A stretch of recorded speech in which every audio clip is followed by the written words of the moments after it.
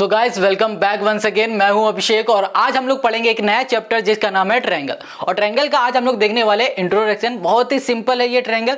देखो इसमें आज हम लोग कुछ थ्योरम को पढ़ेंगे जैसे कि बीपीटी थेस थ्योरम, ये तो एक ही थ्योरम है, इसको पढ़ेंगे और साथ में देखेंगे कि आपके पास अगर दो ट्रायंगल है, उन दो ट्रायंगल को सिमिलर करना तो कैसे कर सकते हैं, सिमिलरिटीज क्या होती हैं, ये सब कुछ आज हम लोग समझने वाले। बहुत सिंपल है, इजी से आसान वाला ये चैप्टर है, बट आपको इंट्रोडक्शन बहुत ही ध्यान से पढ़ना है। इंट्रोडक्शन वीडियो होने के बाद हम अपलोड करेंगे आपके लिए आर.एस. अग्रवाल और एनसीईआरटी दोनों बुक की एक्सरसाइज के सॉल्यूशन, वो भी इजी से भी आसान तरीके से। तो चलो शुरू करते हैं आज का ये वीडियो। यहाँ पर सबसे पहले हम लोग समझेंगे कॉन्ग्रुएंट फिगर के बारे में, फिर हम लोग समझेंगे सिमिलर फिगर के बारे में।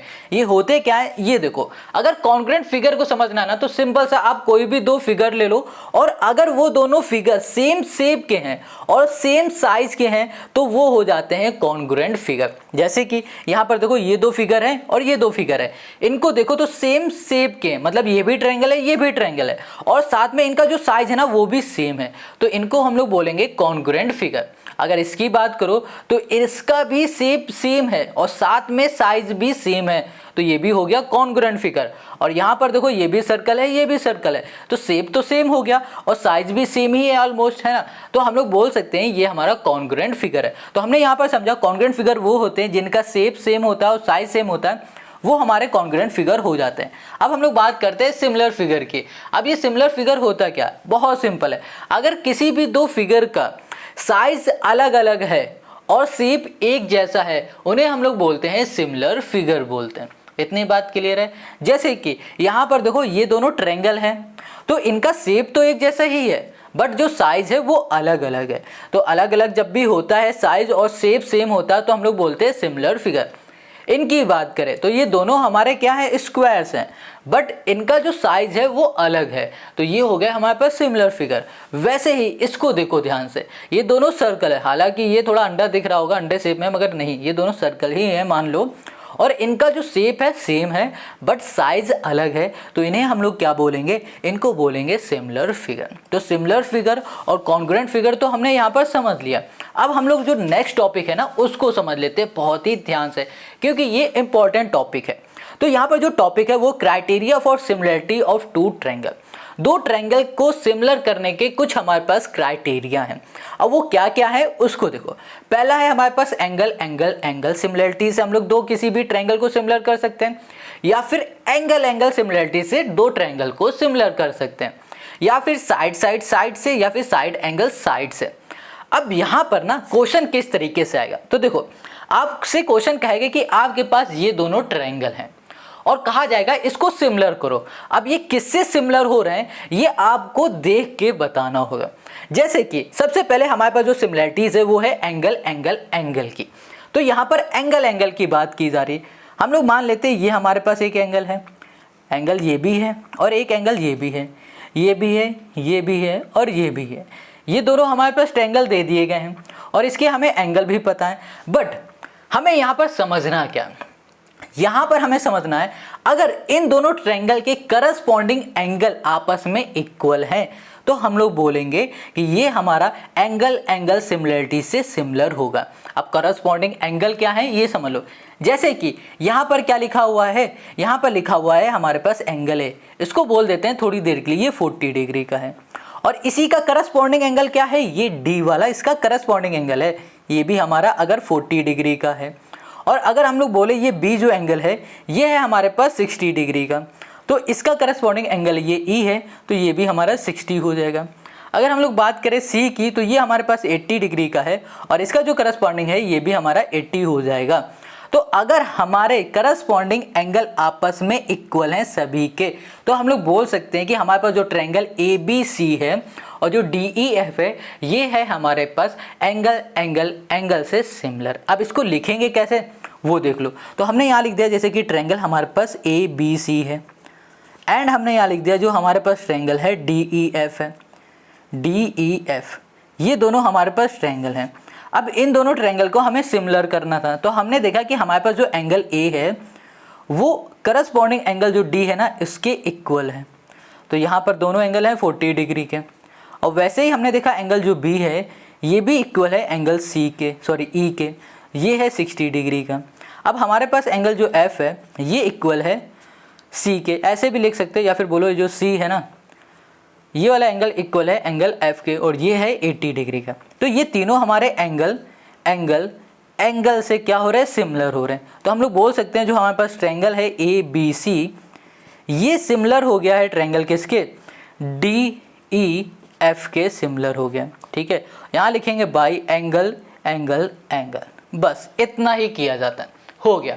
तो आपको क्या याद रखना है, अगर हमारा ट्रायंगल के करस्पॉन्डिंग एंगल आपस में सिमिलर हो रहे हैं तो हम लोग बोल देंगे ये सिमिलर होगा एंगल एंगल एंगल सिमिलरिटी से। ठीक है, सपोज दैट आपके पास इन 3 एंगल में से सिर्फ 2 एंगल आपको पता है, ये दोनों एंगल आपको नहीं पता, ये दोनों करस्पॉन्डिंग एंगल है नहीं पता, आपको पता है ये वाले एंगल और ये वाले एंगल। तो इसको फिर कैसे सिमिलर करोगे, तो इसको सिमिलर करेंगे हम लोग एंगल एंगल सिमिलरिटीज से। एंगल एंगल सिमिलरिटीज कहते हैं कि हमारे ट्रायंगल के कोई भी 2 करस्पॉन्डिंग एंगल आपस में इक्वल हैं तो वो क्या हो जाएंगे, एंगल एंगल से सिमिलर हो जाएंगे। जैसे कि एंगल बी की बात करें तो जो हमारा एंगल बी है ना ये इसका करस्पॉन्डिंग एंगल क्या है, एंगल ई है। ठीक है, ये दोनों आपस में सिमिलर होंगे, मतलब इक्वल होंगे, कैसे, क्योंकि दोनों 60 डिग्री के हैं। वैसे ही एंगल जो हमारे पास सी है वो बराबर है एंगल एफ के, और ये हो जाएगा हमारे पास 80 डिग्री का हो जाएगा, है ना, दोनों इक्वल हो रहे हैं क्योंकि ये भी 60 ये भी 60, ये सब 80 ये भी 80। तो हम लोग बोल सकते हैं कि हमारे पास जो ट्रायंगल है ना ए बी सी नाम का ये सिमिलर हो जाएगा ट्रायंगल डी ई एफ से, यहाँ पर कर दिया डी, ई हो गया ई एफ से, बाई एंगल एंगल सिमिलरिटी। इतनी बात क्लियर हो गई, समझ में आ गया। 2 तो हमने समझ लिया, अब जो 2 बचे हैं इसको भी समझ लो। अब जो ये हमारे पास तीसरा वाला है ये साइड साइड साइड, अगर मान लो कोई भी आपके पास 2 ट्रायंगल है उसकी हमें साइड सिर्फ पता है। सपोज दैट थोड़ी देर के लिए मान लेते हैं कि हमारे पास ए बी जो साइड है ये 4 है, ये 3 है, ये 6 है, ये 12 है, ये 8 है और ये 3 है। क्वेश्चन ने कह दिया कि आपके पास ये ट्रायंगल है और इस ट्रायंगल की ये साइडें हैं। ओके, तो कहा जाएगा भैया इसको सिमिलर करके दिखाओ। तो सिमिलर करने का बहुत सिंपल सा यहाँ पर तरीका होता है, जब कभी भी साइड साइड साइड सिमिलरिटी हम लोग लगाते हैं। तो यहाँ पर साइड की बात की जा रही तो हम लोग साइड को देखेंगे। जो हमारे पास ए बी साइड है, अगर इस ए बी साइड के करस्पॉन्डिंग साइड का रेशियो सेम आ रहा है, जैसे कि इन दोनों जो ट्रायंगल दिख रहे हैं, ध्यान से समझना, इन दोनों ट्रायंगल के साइड का रेशियो अगर सेम है सभी का तो हम लोग बोलेंगे ये सिमिलर हो रहा है साइड साइड साइड से। जैसे कि सबसे पहले हम लोग लेंगे ए बी। अब ए बी के करस्पॉन्डिंग कौन सी साइड है भैया, ये हमारे पास डी ई है, तो ए बी अपॉन कर दिया डी ई कर दिया। अब ए बी हमारे पास 4 है और डी ई हमारे पास 8 है, ये हो गया 1/2। वैसे ही हमारे पास ए सी है और ए सी के करस्पॉन्डिंग साइड है डी एफ, तो यहाँ कर दिया हमने डी एफ, और ये हो गया हमारे पास 3/, ओके इसको हम लोग कर देंगे 6। ठीक है, 3/, ये हो गया हमारे पास 6, तो ये भी आ गया हमारे पास 1/2। और यहाँ पर जो हमारे पास बी सी है और इसके करस्पॉन्डिंग साइड है ई एफ, यहाँ पर आ जाएगा हमारे पास 6/12 हो गया, तो ये भी आ गया हमारे पास 1/2। तो हमने क्या बताया कि भैया ऐसे ट्रायंगल जिनके करस्पॉन्डिंग साइड का रेशियो सेम है तो वो सिमिलर हो जाएंगे साइड साइड साइड सिमिलरिटी से। तो हम लोग बोल सकते हैं जो हमारे पास ट्रायंगल ए बी सी है ये सिमिलर ट्रायंगल है किसके, डी ई एफ के सिमिलर है, डी ई एफ से सिमिलर है बाई साइड साइड साइड। तो यहाँ पर हमने साइड साइड साइड सिमिलरिटीज को भी समझ लिया। अब यहाँ पर जो लास्ट सिमिलरिटीज है उसको समझ लो, जो कि है साइड एंगल साइड। यहाँ पर साइड की भी बात हो रही है और एंगल की बात हो रही है।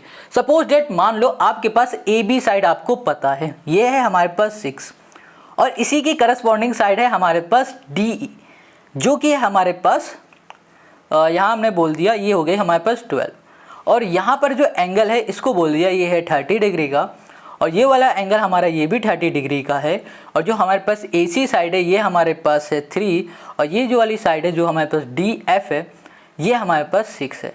अब इसको हमें सिमिलर करना है, तो कैसे करना है, हमें सिमिलर करना है साइड एंगल साइड की सिमिलरिटी से। तो हम लोग देखेंगे ए बी के जो करस्पॉन्डिंग साइड है, ए बी का जो करस्पॉन्डिंग साइड क्या हो गया, A D E, D E, ठीक है, ये कितना हो जाएगा 6/12। और यहाँ पर जो ए सी दिख रहा है इसका जो करस्पॉन्डिंग साइड है वो डी एफ है, और ये हो जाएगा हमारे पास 3/6 हो जाएगा। अगर इसको सॉल्व करोगे 1/2 और इसको सॉल्व करोगे तो ये भी आ जाएगा हमारे पास 1/2 आ जाएगा। अब यहाँ पर एंगल हमारे पास ए है और यहाँ पर हमारे पास एंगल डी है और इन दोनों एंगल को देखो, ये दोनों एंगल हमारे 30 डिग्री का है। ठीक है, तो हम लोग बोल सकते हैं कि भैया करस्पॉन्डिंग साइड का रेशियो आपस में इक्वल है और साथ में जो एंगल है ना ये हमारा इक्वल है। तो ये हमारा सिमिलर हो जाएगा साइड एंगल साइड से, क्योंकि भैया ये दोनों जो करस्पॉन्डिंग साइड है ये इक्वल है किसके, इन दोनों करस्पॉन्डिंग साइड से, और ये दोनों एंगल जो हमारे हैं ये दोनों आपस में इक्वल है। तो हम लोग बोलेंगे कि हमारे द्वारा जो ट्रायंगल है ABC, यहाँ लिख देते हैं ट्रायंगल ABC, ये सिमिलर हो रहा है ट्रायंगल DEF से। कैसे सिमिलर हो रहा है भैया, साइड एंगल साइड से सिमिलर हो रहा है।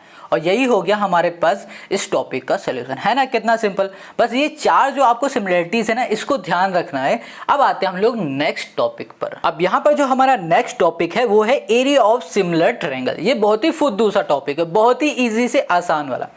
यहाँ पर ये कह रहा है एरिया ऑफ सिमिलर ट्रायंगल। इसका मतलब क्या हो रहा है कि हमारे पास जो ट्रायंगल है ना ये दोनों ट्रायंगल आपस में सिमिलर है। तो हमने बताया कि सिमिलर जब होते हैं ट्रायंगल तो उन्हें लिखा कैसे जाता है, हमने यहाँ लिख दिया ABC, ये सिमिलर ट्रायंगल है किसके, DEF के, ये सिमिलर है।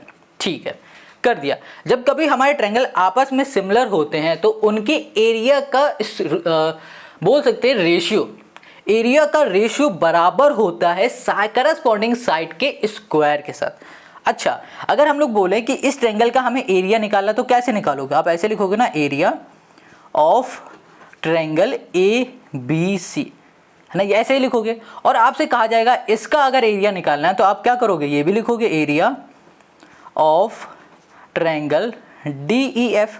तो हमने क्या बताया कि अगर हमारे दो ट्रायंगल आपस में सिमिलर हैं तो उनके एरिया का रेशियो बराबर होगा उनके करस्पॉन्डिंग साइड के स्क्वायर से। अब करस्पॉन्डिंग साइड कौन सी है, AB के करस्पॉन्डिंग साइड क्या है, DE है। तो हमने लिखा AB, डिवाइड में कर दिया हमने DE कर दिया। ठीक है, अब इसके स्क्वायर से, करस्पॉन्डिंग साइड के स्क्वायर से। वैसे ही हमारे पास ये भी तो साइड है AC, इसके करस्पॉन्डिंग साइड है हमारे पास DF, तो इसके भी स्क्वायर से। और वैसे ही हमारे पास DC है, सॉरी BC है, और इसके जो करस्पॉन्डिंग साइड है वो EF है और इसके भी स्क्वायर से। तो ये हो जाएगा हमारा इस टॉपिक का सॉल्यूशन। बहुत सिंपल सा था। अगर हमारा दो ट्रायंगल आपस में सिमिलर है तो उसके एरिया के रेशियो बराबर होंगे करस्पॉन्डिंग साइड के स्क्वायर के साथ। ठीक है, क्लियर इतनी बात। चलो अब आते हैं नेक्स्ट टॉपिक पर। अब हम लोग यहाँ पर समझेंगे थेल्स थ्योरम के कॉन्सेप्ट को, या फिर बोलो BPT थ्योरम के बारे में। एक ही चीज है, बस नाम दो है। देखो इसका सिंपल सा कॉन्सेप्ट ये है कि आपके पास एक है ट्रायंगल और उसी ट्रायंगल में अगर किसी एक साइड से एक लाइन बन रही है और दूसरी साइड को टच कर रही, और वही लाइन अगर पैरेलल है तीसरी साइड से, जैसे कि DE ये वाली लाइन है ना, ये पैरेलल हो रही BC वाली साइड से, तो इसका जो कॉन्सेप्ट है वो कहता है कि जो लाइन बन रही है उसके जो पॉइंट है D और E, ये AB साइड को और AC साइड को सेम रेशियो में डिवाइड कर देंगे। किस में डिवाइड करेंगे, सेम रेशियो में। जैसे कि AD upon DB equals to हो जाएगा AE अपॉन EC। यहाँ पर आपको दिख रहा है। फिर से इस थ्योरम को समझ लो। ये थ्योरम कहती है, थेल्स थ्योरम कहती है कि अगर किसी भी ट्रायंगल के एक साइड से दूसरी साइड की ओर हमारी लाइन टच कर रही है कुछ इस तरीके से, और वही लाइन तीसरी साइड से अगर पैरेलल है कुछ इस तरीके से, तो जो पॉइंट हमारे इस साइड बन रहा है, मतलब जो लाइन हमारी टच कर रही थी वहाँ पर जो पॉइंट बन रहा है ना, वो सेम रेशियो में इन साइड को क्या कर देगी, डिवाइड कर देगी। सिंपल सा यही कॉन्सेप्ट है, समझ में आ गया। बस यही था थेल्स थ्योरम। अब आ जाते हैं कन्वर्स ऑफ थेल्स थ्योरम, इसी का उल्टा है। ये क्या कहता है, ये कह रहा है if a line divide any two side, कोई लाइन दो साइड को डिवाइड कर रही है, a triangle in the same ratio, then the line must be parallel to the third side. Question कह रहा है अगर ये जो लाइन है ना, ये लाइन दो साइड को सेम रेशियो में डिवाइड कर रही है तो ये लाइन तीसरी साइड से पैरेलल होगी। सिंपल सा कॉन्सेप्ट है, वही सी तो बात हो गई। यहाँ पर पहले पैरेलल हो रही थी फिर डिवाइड कर रही थी सेम रेशियो में। अब क्या हो रहा है कि यहाँ पर पहले सेम रेशियो में डिवाइड कर रही है कुछ AD अपॉन यहाँ पर हो गया DB, ये इक्वल्स टू हो गया AE अपॉन हो गया हमारे पास EC। कुछ इस तरीके से अगर ये लाइन हमारी डिवाइड कर रही है इन दोनों साइड को सेम रेशियो में, तो बोल सकते हैं कि हमारे पास जो DE है ना ये पैरेलल हो जाएगा BC के। सिंपल सा कॉन्सेप्ट है। तो ये कन्वर्स ऑफ थेल्स थ्योरम भी समझ लिया, BPT थ्योरम भी समझ लिया। अगर और भी जो थ्योरम है इसमें आपको पर्टिकुलर उस पर वीडियो चाहिए तो आप कमेंट करके बता दो और इस वीडियो में भैया 100 लाइक कर दो, ठीक है। अगर 100 लाइक कर दोगे तो हम समझ जाएंगे कि भैया आपको थ्योरम चाहिए, सोल्यूशन चाहिए। अब यहाँ पर एक और टॉपिक है, वो है हमारे पास पाइथागोरस वाला। बट पाइथागोरस थ्योरम जो हमारे पास टॉपिक है ना इस बार इस ट्रायंगल से हट चुका है, डिलीटेड है, तो आपको पढ़ने की कोई ज़रूरत नहीं। तो उसको यहाँ पर नहीं बता रहे, उस कॉन्सेप्ट को नहीं बता रहे। अगर आपको लगता है कि वो आपके लिए इंपॉर्टेंट है तो वो भी कमेंट करके आप बोल दोगे तो उसका भी हम सोल्यूशन नेक्स्ट वीडियो में बना के दे देंगे। बट कोशिश करना जितनी जल्दी आप ये लाइक टारगेट पूरा कर दोगे उतनी जल्दी आपको यहाँ पर सोल्यूशन मिलेगा। अब इस वीडियो के बाद आपको मिलेंगे RS Agarwal plus NCERT book के सोल्यूशन।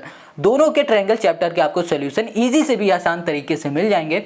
अगर आपको ये वीडियो अच्छी लगी तो कमेंट करके हमें ज़रूर बताना। मिलते हैं हम लोग नेक्स्ट वीडियो में और नेक्स्ट वीडियो की लिंक आपको मिलेगी डिस्क्रिप्शन पर।